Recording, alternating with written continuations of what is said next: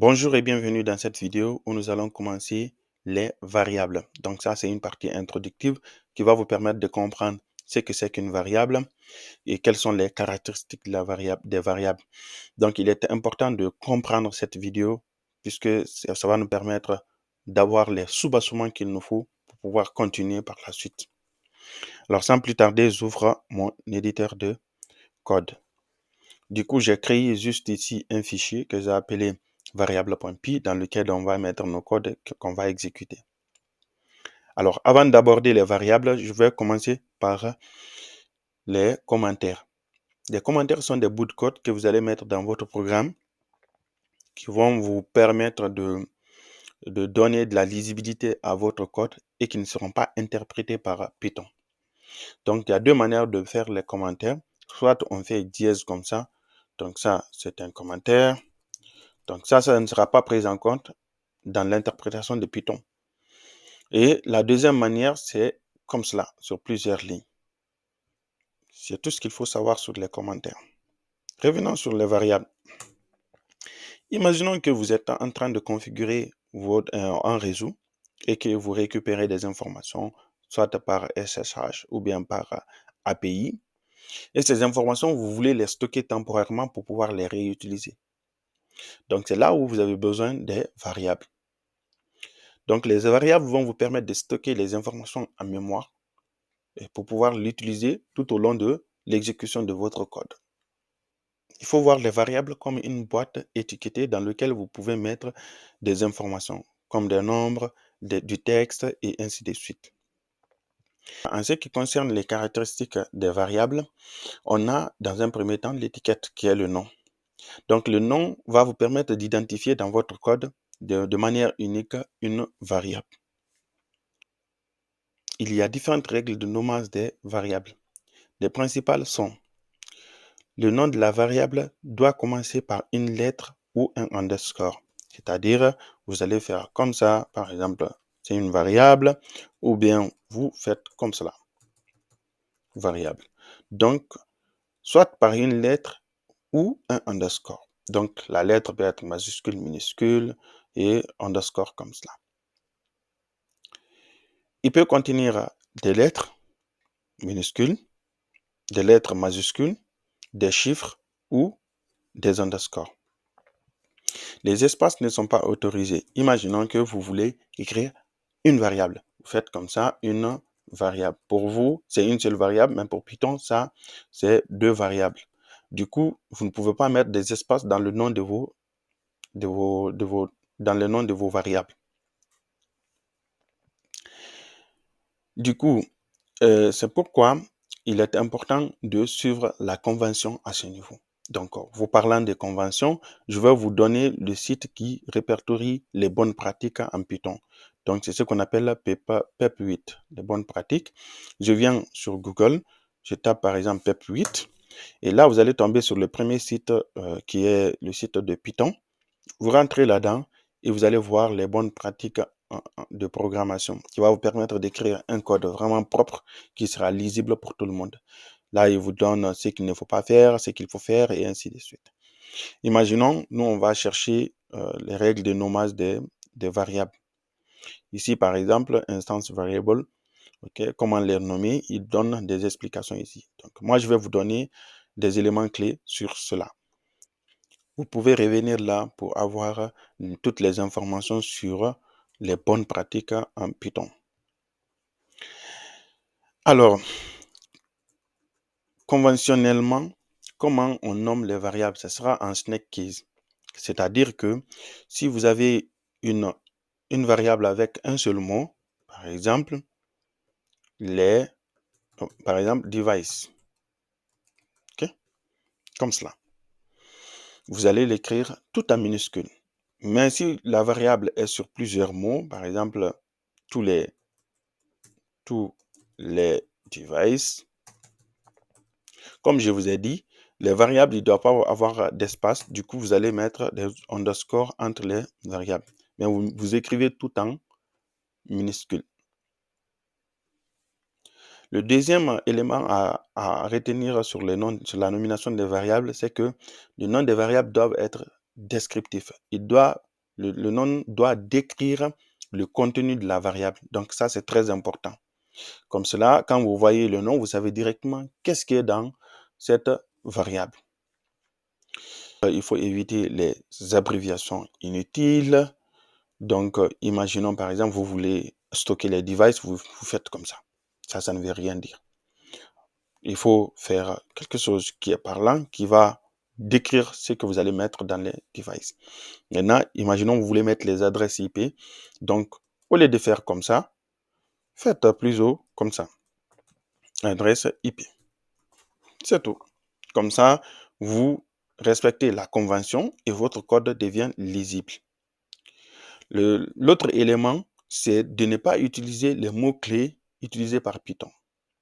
Donc, ces mots-clés, ce sont les constantes, par exemple, true, false, voyez, for, if, et ainsi de suite. Normalement, si vous respectez la convention qui est nommer les variables en snake case et que les variables soient descriptives, dans ce cas, vous n'allez pas tomber sur ces cas précis. Alors, les types de variables maintenant. On a plusieurs types de variables en Python. On peut avoir le type str, le chaîne de caractères, int, ça c'est le nombre, float, ça c'est le nombre à virgule, et ainsi de suite. Okay? Comme liste par exemple. Donc nous allons revenir sur les types de variables dans les prochaines vidéos. Les variables, c'est ce qui va être stocké dans les valeurs plutôt seront ceux qui vont être stockés dans les variables. Je vais vous donner un exemple. Si vous voulez stocker les devices, par exemple, vous mettez comme ça, device. Donc, imaginons, device comme ça. Vous mettez routeur 1.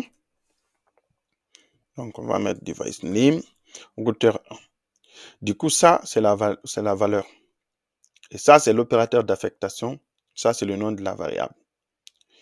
Donc, il est important de bien mettre le type que vous avez besoin. Parce que Python, il n'est pas comme le langage C, où vous allez mettre ici le type devant pour pouvoir le stocker.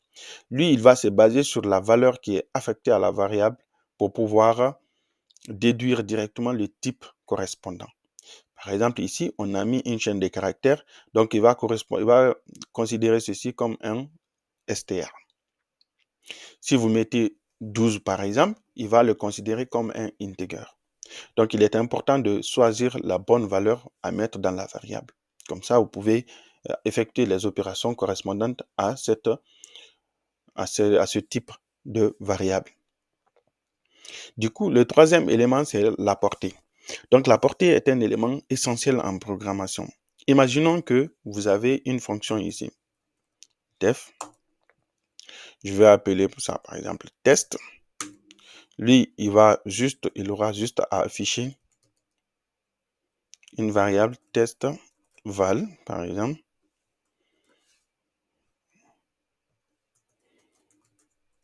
Test value. Je vais mettre ici test OK. Maintenant, j'ai mis une variable à l'intérieur ici et une autre variable à l'extérieur. Du coup, cette variable-là, c'est ce qu'on appelle la variable globale. Donc, il y a deux types de portée. On a la portée locale et la portée globale. Cette variable a une portée globale parce qu'il est accessible directement dans le code principal ici. Et cette autre-là a une portée locale. Il n'est accessible que dans cette fonction. Donc, pour vous illustrer cela, je peux afficher le contenu de la variable qui est juste en haut ici. OK, comme cela. Donc, n'essayez pas de comprendre d'abord c'est quoi une fonction. On verra ça dans les prochaines vidéos. Donc, je lance la fonction qui est là. J'enregistre. Si je viens dans mon terminal, je lance Python variable, comme ça. Et là, vous voyez, il affiche le contenu. Maintenant, imaginons en dehors de la fonction, ici par exemple, je peux afficher device name parce que c'est une variable globale. Mais si j'essaye d'afficher test value, déjà, l'extension qu'on a qu'on a installé au début de la formation. C'est ce qui nous permet de détecter directement les erreurs ici. Du coup, qu'est-ce qui se passe? Il me dit non, cette variable n'est pas définie parce que, en fait, ça a une portée locale dans cette fonction. Donc ça, c'est très important à comprendre l'histoire de portée des variables. Le dernier point, donc tout ça là, au fur et à mesure de la programmation, vous allez avoir des réflexes qui vont venir tout seuls. Le dernier point ici, c'est la mutabilité. On a deux types de variables en termes de mutabilité. On a les variables mutables et les variables immuables. Je vais supprimer ceci. Imaginons que je veux stocker la liste des devices. Device list, comme cela. Du coup, je vais mettre router 1, router 2 et ainsi de suite. Donc ça, c'est une liste. Les listes font partir des types de variables qui sont mutables, c'est-à-dire ils peuvent être modifiés après leur création. Donc j'ai créé la liste ici. Maintenant, imaginons je veux changer cette variable-là. Du coup, j'aurai juste à faire device, list. Je prends l'élément que j'ai besoin, le premier élément par exemple. Je lui dis, remplace ça par router, même comme cela. OK. Maintenant, si je fais print de ça, device list, j'enregistre, je viens, j'exécute ça. Vous voyez, j'ai bien le remplacement qui a été effectué. Donc, ça, la liste fait partir des variables qui sont mutables. Après cela, on a les variables immuables. Les variables immuables, pour eux, après leur création, on ne peut plus les modifier. Je vous donne une analogie à cela. C'est comme la plaque d'immatriculation de votre voiture. OK? Maintenant, une fois que la plaque est fixée sur votre voiture, vous ne pouvez pas venir changer le chiffre, un des chiffres de la plaque. Si vous voulez le changer, il faut carrément enlever la plaque et mettre une nouvelle plaque. Vous ne pouvez pas changer une fois que la valeur est mise là-dedans. Donc, c'est ça l'immuabilité. Je vous donne un exemple de cela. Une chaîne de caractères. Imaginons la chaîne de caractères qu'on a créée ici. Nous, on veut changer cette valeur-là. OK? Elle est déjà créée, elle est mise là-dedans. Maintenant, je vais le changer comme je l'ai fait ici. Je vais dire device underscore name. Je dis, OK, prends-moi le premier élément. Le premier élément ici, ça sera celui-ci, R là. Donc, je vais remplacer ça par un R majuscule. Après cela, affiche-moi device name. Sauf que quand j'exécute ça, il y aura une erreur. Voilà. Il me dit en gros qu'on ne peut pas changer le contenu de cela. Donc, c'est une variable immuable. C'est un type de variable immuable. Si on veut changer cela, il faut carrément créer une nouvelle instance comme l'histoire des plaques et on le remplace directement. Donc, comment on peut faire cela? Pour ce faire, c'est simple. Je vais commenter cela. Hop, je le commente. Je viens ici. Je dis device name, par exemple. Je dis carrément, mets-moi là-dedans routeur. Donc, je remplace carrément les données. Et là, il va fonctionner. Il m'affiche ça. La deuxième méthode, si vous voulez quand même partir de l'ancienne valeur, ce que vous pouvez faire, c'est de prendre la variable et de dire par exemple, je vais remplacer, replace, la première valeur qui est R, je vais le remplacer par grand R. Donc, on va prendre juste la première occurrence. Si j'enregistre ça aussi, je reviens, je fais comme ça. Vous voyez, c'est bien remplacé là-dedans. Donc, voici les caractéristiques des variables et comment ça s'articule avec les exemples. Si vous avez des questions, n'hésitez pas à mettre en commentaire. Des remarques aussi, ça va m'être utile pour pouvoir améliorer le contenu que je diffuse. Et je pense qu'on a fait le tour de tout ce qu'il y a à savoir en gros sur les variables. Je vous donne rendez-vous dans la prochaine vidéo. Prenez soin de vous. Au revoir.